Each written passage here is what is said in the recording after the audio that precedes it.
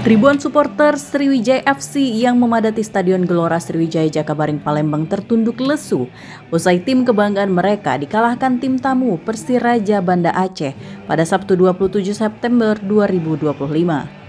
Meski sempat unggul 2-0 di babak pertama, namun di penghujung pertandingan harus menerima skor 2-3. Pelatih Sriwijaya FC Ahmad Zulkifli meminta maaf atas hasil buruk ini kepada supporter dan publik Sumatera Selatan.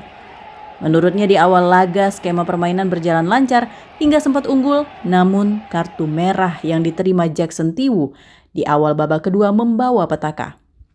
Kekurangan pemain membuat SFC bertahan sementara Persiraja semakin percaya diri dan berhasil membalikkan keadaan.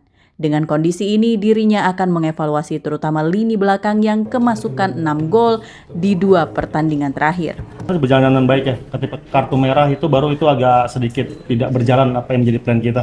Dan yang awalnya kita mau mempertahankan plan, mempertahankan keunggulan, malah kita semakin ditekan.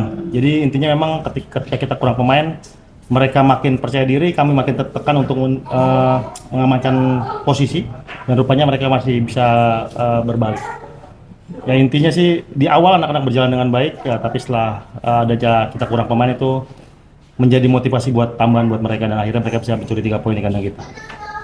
Kita masih ada waktu berapa untuk next game? Next game kayaknya tanggal 4 kita harus away ke PSMS. Ya, di situ mungkin patah hidup mati buat kita ya. Sementara itu pelatih Persiraja Banda Aceh Ahyar Ilyas mensyukuri hasil ini sebagai buah kesabaran dan keberhasilan anak asuhnya menjalankan instruksi permainan. Kami sangat syukur alhamdulillah atas kemenangan ini, kemenangan perdana kami, dan kami dapatkan dengan sangat susah payah karena kami sempat ketinggalan 2-0. Dari awal kita memang ingin menargetkan kemenangan di sini. Pertandingan hari ini sebenarnya cukup ketat, cukup seru. Kita memang sempat mendominasi pertandingan dari awal, tapi lagi-lagi kita kecolongan lewat gol-gol yang tidak semestinya. Di babak kedua kita melakukan evaluasi di locker room, dan alhamdulillah semua pemain menjalankan instruksi dengan cukup baik, dan kita bisa comeback dan bisa mencetak 3 gol di babak kedua. Selanjutnya Sriwijaya FC akan bertandang ke PSMS Medan dan wajib memperbaiki permainan demi menjauh dari zona degradasi. Dari Palembang, Bambang Irawan, iNews melaporkan.